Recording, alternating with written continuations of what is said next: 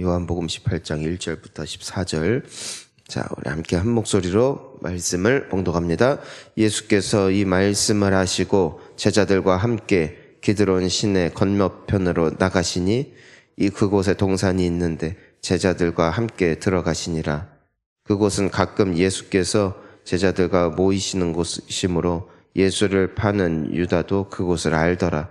유다가 군대와 대제사장들과 바리새인들에게서 얻은 아랫사람들을 데리고 등과 횃불과 무기를 가지고 그리로 오는지라.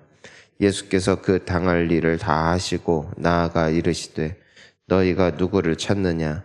대답하되 나사렛 예수라 하거늘 이르시되 내가 그니라 하시니라. 그를 파는 유다도 그들과 함께 섰더라. 예수께서 그들에게 내가 그니라 하실 때에 그들이 물러가서 땅에 엎드러지는지라. 이에 다시 누구를 찾느냐고 물으시는데 그들이 말하되 나사렛 예수라 하거늘 예수께서 대답하시되 너희에게 내가 그니라 하였으니 나를 찾거든 이 사람들이 가는 것은 용납하라 하시니 이는 아버지께서 내게 주신 자 중에서 하나도 잃지 아니하였사옵나이다 하신 말씀을 응하게 하려 함이로라.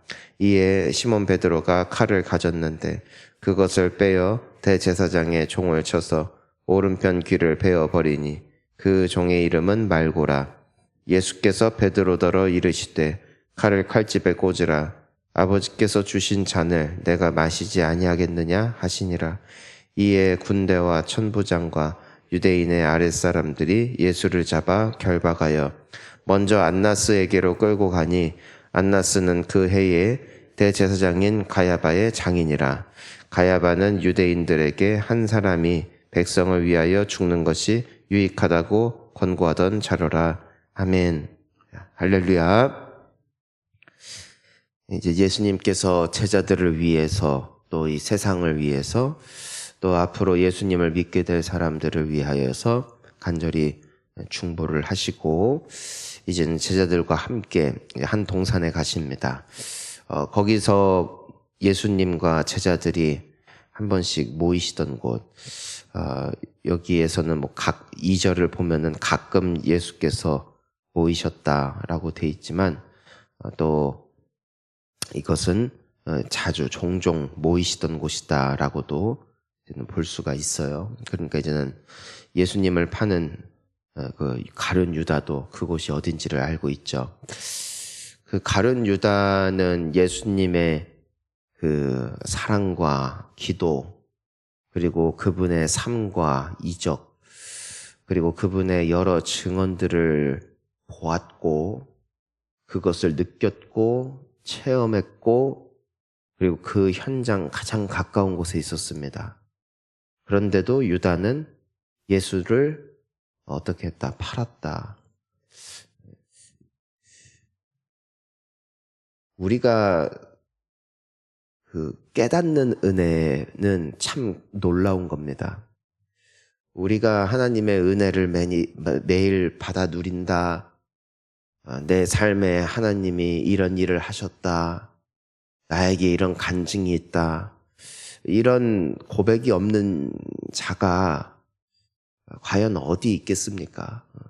교회를 다니면서 크게 작게 하나님께서는 그분의 살아계심을 드러내셨고 또 그것을 경험한 사람들이 또 수없이 많이 있습니다.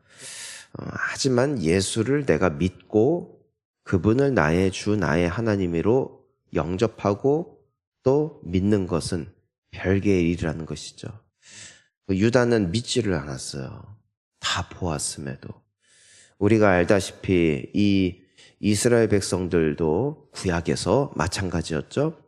하나님께서 10가지 재앙으로 이집트를 벌하셨잖아요. 그것은 생전에 보지도 듣지도 못했던 일들을 눈앞에서 목격을 했다고요. 그리고 나중에 그 거대한 홍해가 눈앞에서 갈라졌고 그 홍해를 양쪽에 두고 그 사이로 걸어갔던 사건, 이것은 상상하지 못했던 엄청난 이적이었습니다. 자, 그런데 이 이스라엘 백성들이 하나님을 믿었는가? 어, 그건 또 별개더라는 것이죠.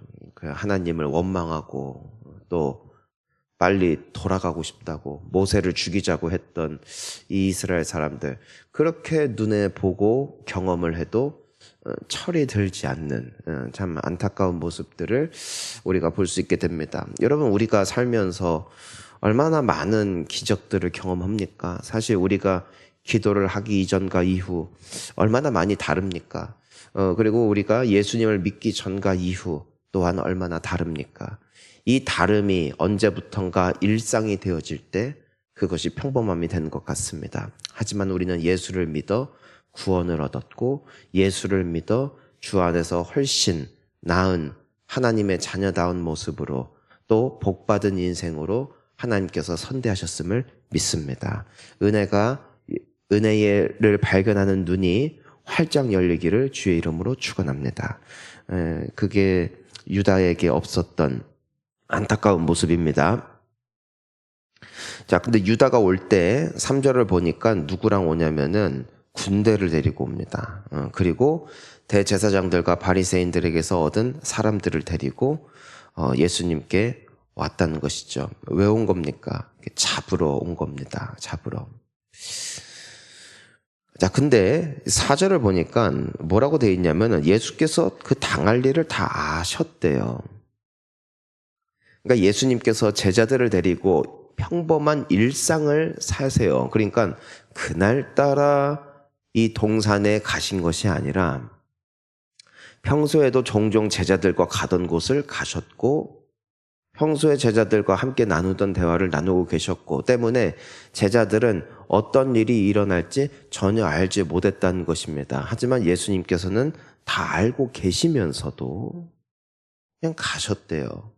비밀 장소, 아무도 모르는 장소에 가서 숨지 아니하시고 그냥 평범하게 늘 평상시처럼 사셨다는 것이에요. 여러분, 이것이 우리가 예수님에게서 배울 수 있는 참 귀한 영성인 것 같습니다. 우리는 물론 오늘 남은 하루 그리고 내일 어떤 일이 일어날지는 알 수 없지만 아버지 하나님께서 원하시는 뜻이 이루어질 것을 알고 또 그 모든 것을 알지만 또한 의연하게 받아들이는 이 모습 말입니다. 우리가 걱정하고 근심한다고 해서 인생이 바뀌지는 않더라고요. 이젠 아이들 오늘부터 개학하고 개강하고 또 각자의 삶의 또한 터전으로 가서 열심히 공부를 하게 될 텐데, 내가 몸부림치고 내가 막 안달내고 막 이 아이 어떻게든 지키려고 하고 한다고 해서 인생이 바뀌는 게 아니더라는 것이에요. 예수님이 어디 도망가서 숨고 어디에서 사람들을 또 예수님도 데리고 와가지고선 그래 네가 군대 데리고 오면은 나도 나 따르는 사람들 다 데리고 와서 내가 방어할 것이다, 이런 대처를 안 하신다고요. 그냥 받아들이는 거예요. 주님이 행하시는 일을, 하나님의 뜻이 하늘에서 이루어진 것 같이 땅에서도 이루어지다라는 이 주님이 가르쳐 주신 기도가 예수님의 삶에 어떻게 적용되는지를 우리가 보는 것이죠. 주시면 주시는 대로, 가져가시면 가시는 대로 그대로 인정하고 받아들이며 하나님의 주권을 높이는 인생 말입니다. 그것이 예수님의 모습이죠. 요즘 나라가 흉흉하고 여러 사건 사고들이 나타나고 있고, 하지만 중요한 건 무엇이냐면은 우리는 여전히 우리에게 하나님이 계시다라는 것입니다. 하나님의 뜻이 여전히 이루어지고 있다라는 것이죠. 그것이 믿어지지도 체감되지도 않지만 그것이 믿음인 것이죠. 그러니까 우리는 또 어떻게 살면 되냐는 것입니다. 오늘 또 사는 겁니다. 열심히. 오늘 어떤 일이 있든 간에 또 어떤 일이 예측되건 간에 그냥 오늘을 사는 겁니다. 사람들은 일희일비할 수 있겠고 어떻게 되네 저렇게 되네 여러 가지 소리 소문들이 있겠지만 우리는 그저 하나님의 뜻이 이루어질 줄을 믿고 오늘 내게 맡겨주신 사람들, 오늘 내게 맡겨주신 일, 오늘 내게 맡겨주신 소중한 가족을 위해서 또 사랑하면서 부지런히 살다가 또한 주님의 뜻이 이루어질 때 그냥 아멘 하면서 가는 것.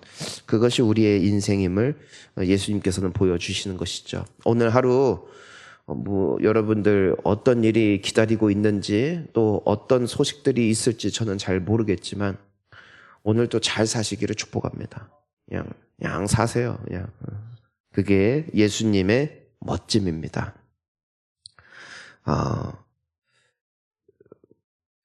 그러니까 예수님께서 물어보시니까 이 사람들이 예수 찾습니다. 나사렛 예수를 찾습니다. 하니까 내가 그다.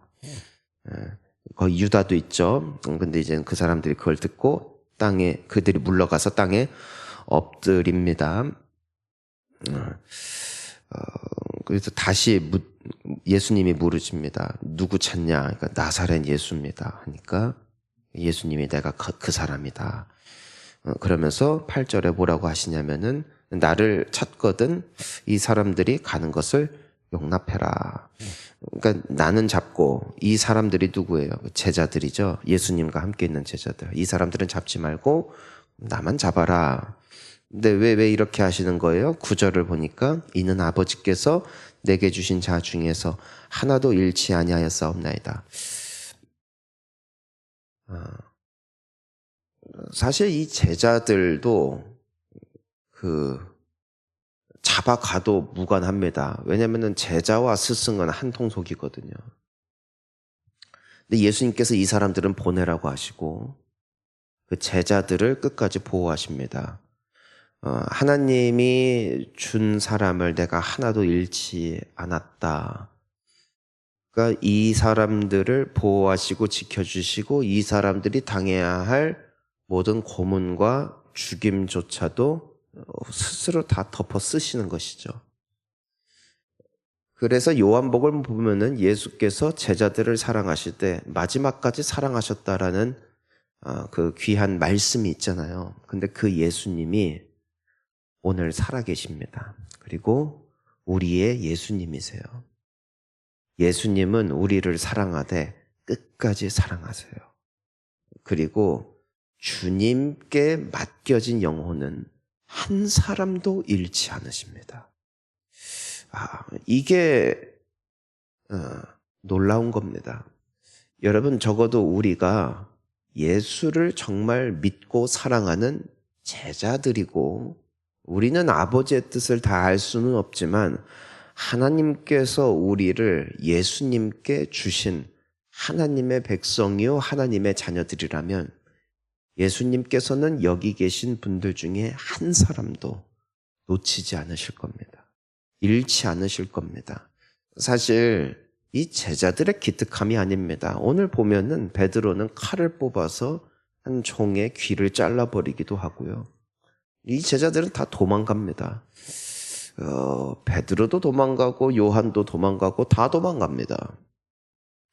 하지만 이 시리에 빠진 베드로도 나중에 예수님이 찾아가셔서 회복시키시잖아요.